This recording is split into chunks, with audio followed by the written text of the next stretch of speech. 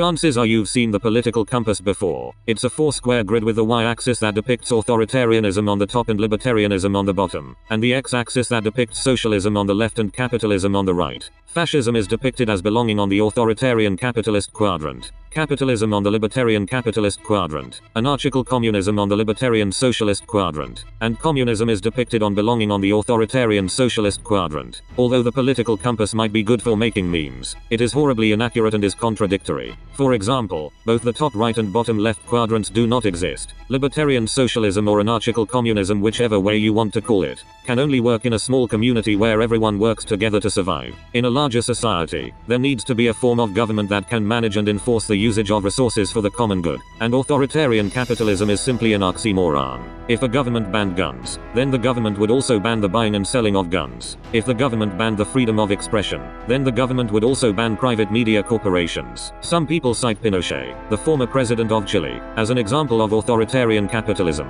as he was known for throwing communists out of helicopters, but in reality he was just a puppet of the CIA. Also, fascism would belong in the top left quadrant alongside communism. People who think that fascism is capitalistic are just plain retarded. The core ideology of fascism is the idea of achieving the national welfare through national collectivism, as symbolized by the fascist axe, which is made up from a bundle of sticks. An individual stick by itself is weak, but multiple sticks together are strong and can't be broken. If socialism is a leftist ideology, then Hitler was a leftist. Capitalism and libertarianism are the economic and political term respectively for individualism. Socialism is inherently authoritarian because there needs to be a form of government to enforce socialist policy. Conservatism actually means to conserve and not mean free markets and limited government. Environmentalism is inherently conservative because environmentalism strives to conserve the environment. Nationalism is inherently conservative because nationalism strives to conserve the nation.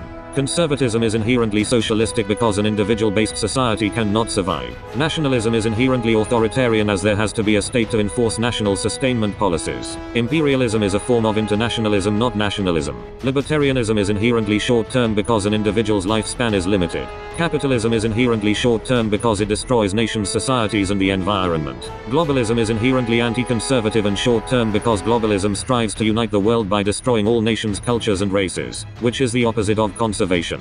Capitalism and communism are inherently globalistic because globalism increases the supply of workers and consumers, which increase profit, and communism seeks to unite the impoverished of the world by destroying everything that divides people, i.e. nations, cultures, and races. Capitalism cannot exist without globalism.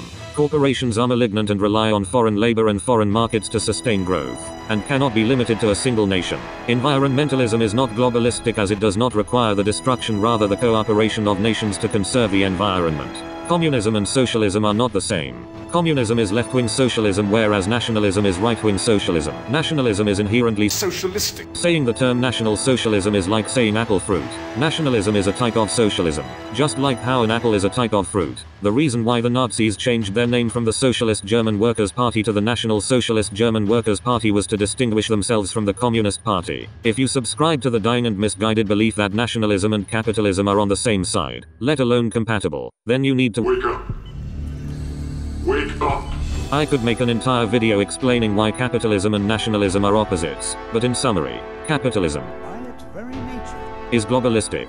Capitalism subliminally turns society into a degenerate-like state by promoting long-term destructive degeneracy that undermines family values, which are the core of all nations. Capitalism also benefits from immigration, as immigrants increase the labor and consumer supply, which increases profit for the corporations at the cost of the living standard for the native population. An easy example is the Gilded Age, when corporations owned America and sustained their power by importing Irish immigrants who voted for their puppet politicians, as well as increased their profit by increasing the labor supply and the consumer supply, which had a great negative impact on the native working class. In a nationalist nation, the government would provide the native population with jobs by nationalizing corporations and use the wealth generated for national benefit, rather than for the decadent lifestyles of the rich.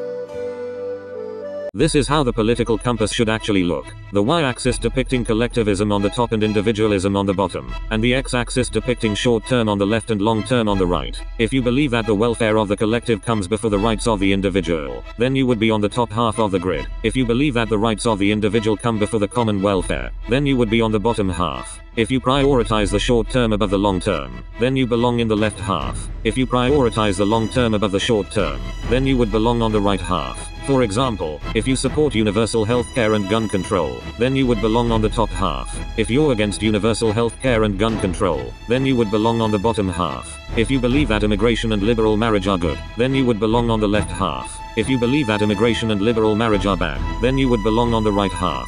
You're probably wondering, how are immigration and liberal marriage short term? Well, anything that is destructive in the long term is short term, and both are destructive in the long term. Individualism and the long term are inherently incompatible, as individualism is inherently short term and the long term is inherently collective. An example of how individualism and the long term are incompatible is a couple who don't have children. Because the woman decides to focus on advancing her career rather than have children, the couple is able to live a better life as they have more income, and they don't have to sacrifice their time and money raising kids. This is the reason capitalistic nations are experiencing population replacement, as the native population prefers to have big houses rather than families. The population declines, which causes the nation to import foreigners to sustain the economy by adding more workers and consumers, which will lead to the destruction of the nation as the native population and culture are replaced by a foreign population and culture. Since both are incompatible, the bottom right half of the compass is removed. Capitalism and libertarianism belong at the bottom left corner of the compass. Core beliefs of individualism are individual liberty, free markets, free speech, private property, internationalism, and democracy. Prominent bottom left quadrant figures consist of Adam Smith, John Keynes, Calvin Coolidge, and neoconservatives such as Ronald Reagan and George Bush Sr. Communism belongs at the top left of the compass. Core beliefs of short-term collectivism are social and economic equality, international collectivism, and the unification of the international proletariat through the destruction of all nations. Prominent short-term socialists consist of Karl Marx, Vladimir Lenin, Che Guevara, Saul Alinsky, and Lyndon B. Johnson.